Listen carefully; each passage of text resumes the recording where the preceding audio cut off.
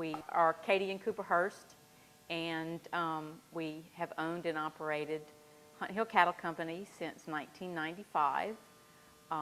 We are located in Woodville, Mississippi, which is actually in the southwest corner of the state.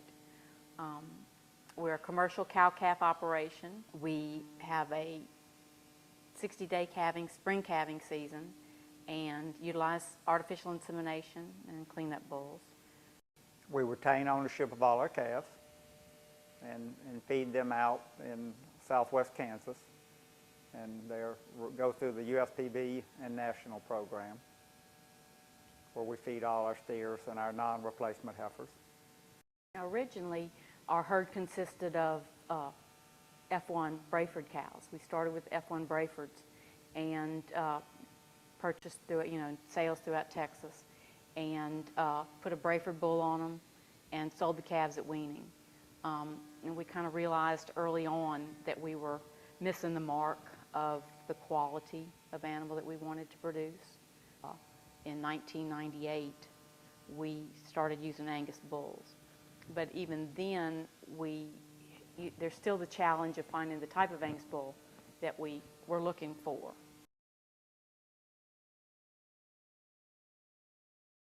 Originally, we were selling just at weaning, what traditionally people do in the South from a cow-calf standpoint. And we recognized that we didn't want to just be in the commodity business. And we had purchased a few Angus bulls locally originally, and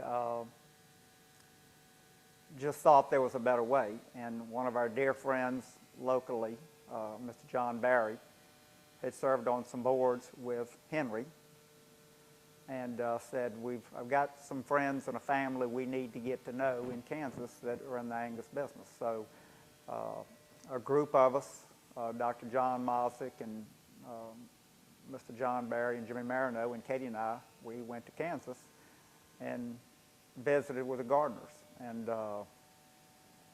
instantly we knew these were the kind of people we wanted to do business with. Henry was gracious, extremely knowledgeable, gave of his time, and I think that year, I'm scared to say how many bulls we got, but I would bet you we probably bought 30 bulls that year, and really the rest is history. When we're talking about what type of Angus bull we're looking for, it's a balanced trait. Mark was kind enough to answer a lot of questions because we didn't know what we were looking for, really.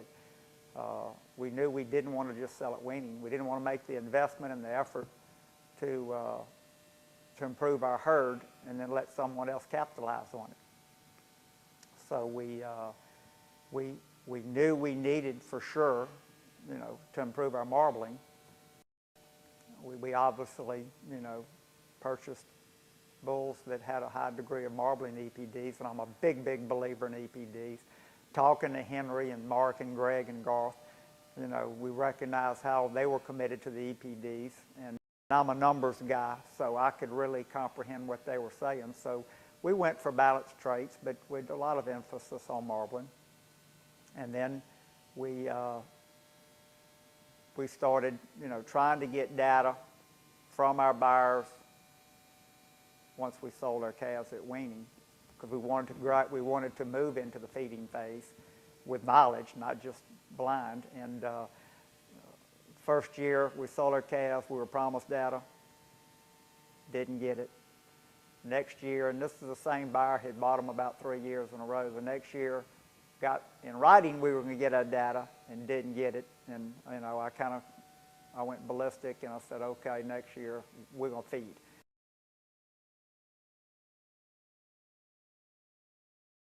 And we found out that we needed a lot of improvement.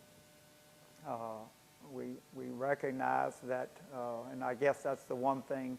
When you start feeding, you better be willing to accept. If you're deficient, you better be willing to change and not blame someone else. So we saw our holes, and with the work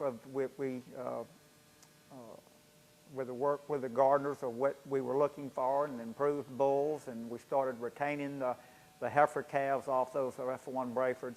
that's when we started making tremendous headway.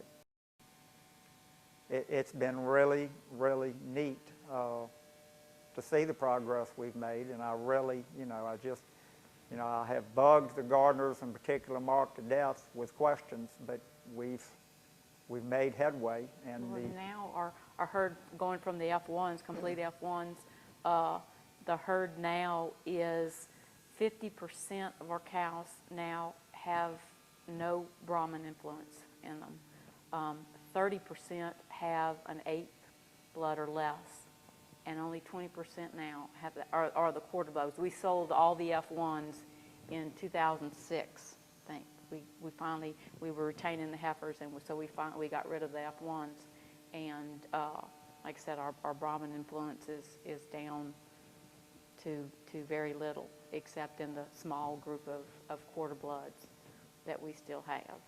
Again, your concern with heterosis is, they talk about fertility and longevity, et cetera. Especially in our area. Yeah, and weaning weights. And, again, granted, we are not on the Gulf Coast. We're 45 minutes north of Baton Rouge, 35 minutes south of Natchez and in Rolling Hills. We're not in the marsh. We're not, I guess we're 125 miles from the Gulf.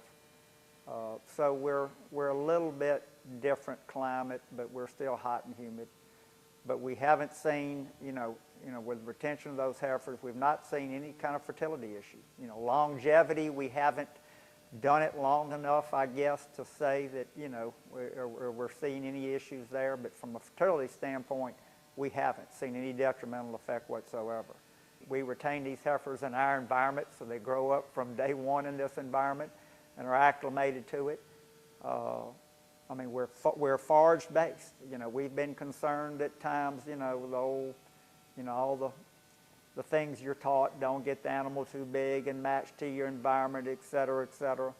That's one thing, again, we've worked with the gardeners hard on is, their belief in the right frame cattle. So we try to, we're cognizant of the fact that we don't want super giant cattle. Guess our average cow probably weighs 1,300 pounds. But we're in the South. We've got a lot of forage. We can graze almost 365 days a year. But our program solves the problems. If she's 1,100 pounds to 1,300 pounds, 1,200 pounds, they got to do it on grass. And if they can't raise a calf every year, conceive in 60 days, doesn't matter what size she is, the problem's going to solve itself. They're going to fall out of our program. We don't feed a lot of supplement. If we feed supplement, we've probably mismanaged somewhere along the lines.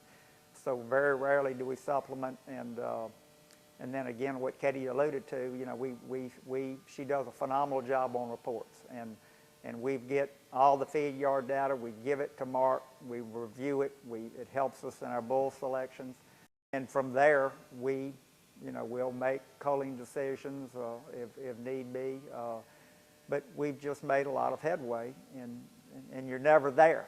It's I guess the intriguing thing about the cattle business, you never reach a finish line. There's always something you can improve upon.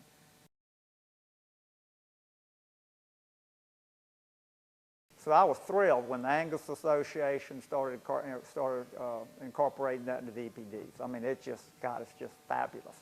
So it makes it easy, and I love the EPD. We first started out, birth weight and calving ease was always important for heifers. We retain ownership, so yearling weight EPD was a big deal. And then marbling, ribeye, and fat, and then when the beef indexes came out, that sure did simplify things. So we're using more and more, and as we progress and we get over each hurdle, Mark and I were talking about it earlier. We've really focused on marbling, and now we recognize that okay, we've kind of got that base established. Not that not that we don't have room for improvement, but carcass weight and ribeye is something that that we need to probably focus on a little bit more.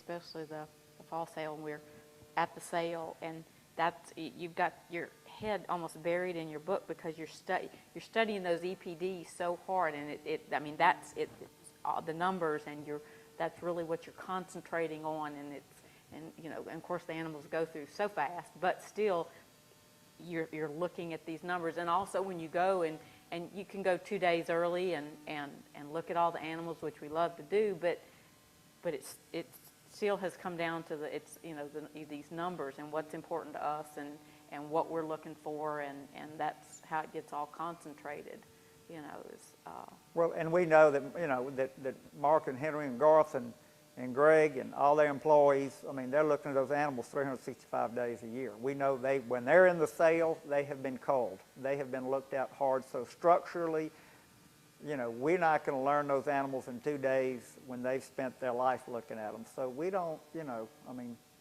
and they're like cookie cutters anyway. They're just all this whole big group of, good-looking animals. So they look great. Now let's look at the numbers. Let's look at the we're not terribly concerned because we know they've been looked at. And I know if I have a problem, that'll be taken care of if we end up having some kind of structural issue. So we really focus on the numbers, and we really think that, the DNA is just going to give us so much more information, so much faster, and I can't wait till they come out with more and find health genes and all these other futuristic things that I think are just going to be great for the beef industry.